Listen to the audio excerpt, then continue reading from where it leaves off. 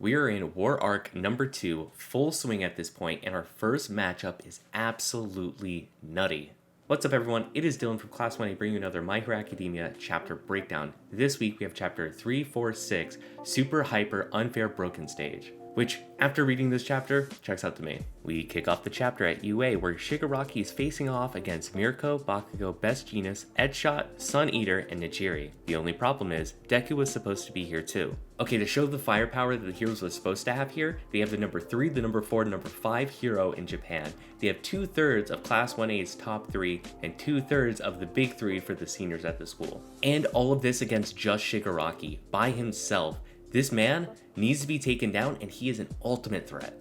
When Shigaraki realizes he has no backup here at Floating UA, he tests this prison by decaying his surroundings. But the heroes are 10 steps ahead as the floor reacts by shooting him upwards into an electric barrier covering the dome. Even the decayed floor replaces itself afterwards. All of this showing us that UA is an arena made specifically to kill Shigaraki. This seems like the perfect thing for dealing with Shigaraki.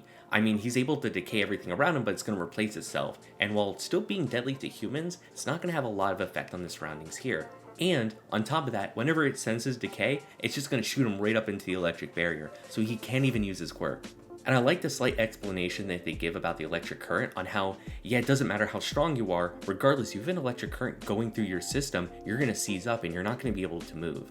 I've been dying for my hero to get away from like strongest punch wins the day kind of thing for so long now. I mean, like Deku's whole thing was that he was supposed to be super analytical and understand people in and out, and like at the end of the day, he was just punching harder than everyone else. I love this pull back from that and to more get into the esoteric, get into the intellectual space. Like let's break these fights down and win through intelligence. Like I love that. I love that so much. I think it's what you need in the series right now. There is a time and a place for strongest punch wins the day, but it is not here. We then see to make this operation work, UA has a support staff of Cementos making the structure, Power Loader running the operation, Hatsume leading the engineering, Momo providing spare parts, and Denki, Manga, and other electric heroes powering the barrier. And all of this from the mind of Hatsume. Yes, I love it. I love Hatsume on the screen so much. She's like one of my favorite side characters in this entire series. I just love the idea of a support course. I think it's super, super cool. And just to see Hatsume shine yet again is amazing. While I do wish we had a little bit more time with some of the other support students, just having Hatsume as a rep here is just perfect. And I also love that Horikoshi is leaning on problem solving using quirks. I mean, it makes sense for the society. I'm glad that they're leaning into it. I mean, like, yeah, if you need a bunch of electricity, there's people with electric quirks, like just use them. Like you're running short on supplies, yeah, Momo can get those supplies, just use her. It puts a realistic spin on a fantasy world and I really like that. And if all that wasn't enough, we have Monoma with Eraser shutting down Shigaraki's quirks. They even call in the normal hero, Manual, to keep his eyes wet. Monoma really is the main character of this series right now. I mean, he was able to warp everyone to where they needed to go, for the most part besides Deku obviously, because that whole thing went a little bit awry, but he warped everyone where they needed to go, and he is there with Izaba using Eraser against Shigaraki. And all of this, just picking these quirks up from a few days ago. And I really like the explanation about the 5-minute time limit here, and just like because Aizawa was right there, he can just kind of keep recharging it, never let it drop. I really like that addition. It just gives the quirk a little bit more depth. And even the touch of having Manual there to help water his eyes, kind of mimicking back to the first war arc of where Manual is doing the same for Aizawa. Incredible stuff. I just love it.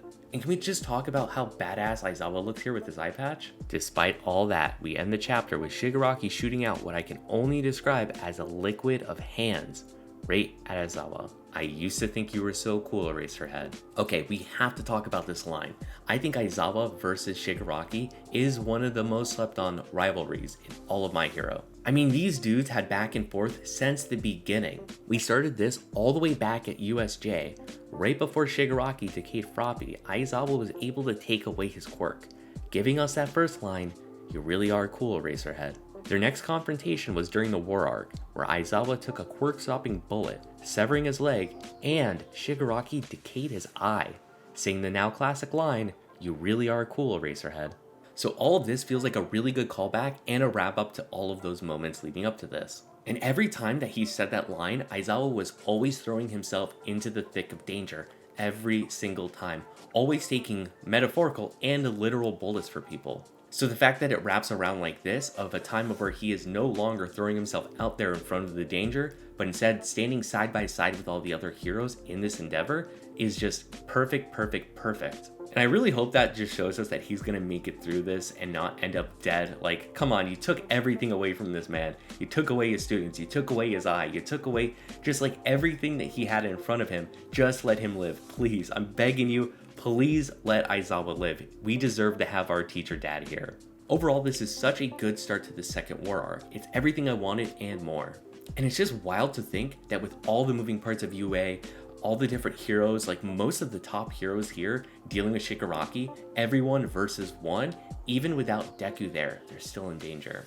And I think this fight is just incredibly interesting because we know the outcome of it. Like, we know that Deku and Shigaraki still have to have their final confrontation. So this isn't going to end with Shigaraki dying. So what does happen in the meantime? So since we know where it's going to end up, what is the in-between? Is there going to be deaths? Is there going to be mass destruction?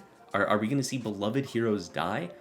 Is UA going to be destroyed? My guess is that what is going to happen is that Shigaraki is going to break the system of UA somehow, and that all the students are going to have to get into those ejection pods that we saw a couple of chapters ago, eject out of there, and leave Shigaraki in UA as it falls and crashes to the ground. Obviously, Shigaraki won't die here, but that means UA is going to be destroyed, which I think is really good metaphorically, because you have like UA, the symbol of where all these students are going, crashing and burning to the ground, essentially like setting all the students free at this point because they're no longer students, they're real heroes saving the day. But that's just what I think is going to happen. I guess we'll see in a couple chapters. Because if you're expecting the end of this fight to come up in the next 2 or 3 chapters, count all of that out. What's going to be happening here is we're going to be jumping from fight to fight to fight to fight because all of these are happening at once, leaving us with just a ton of cliffhangers at once. Like, expect in a couple weeks just to be thinking back on it and go, damn, we have like 5 cliffhangers just hanging right now, waiting to finish up each of these fights. It is going to be incredibly stressful. You're going to be having hair fall out between weeks, but it's going to be incredibly hype. It's going to be so, so good. But we'll just have to find out in next week when we get another manga chapter. But if this is leaving you all stressed out, check out this video where we just talk about My Hero video games. It's way more lighthearted. It's a little bit of fun. So if you want to break up that stress in between these My Hero manga chapter talks, go check out that video. Very lighthearted. Me and Andrew are just kind of having fun, chatting a little bit. Make sure you subscribe, and I'll see you all next class.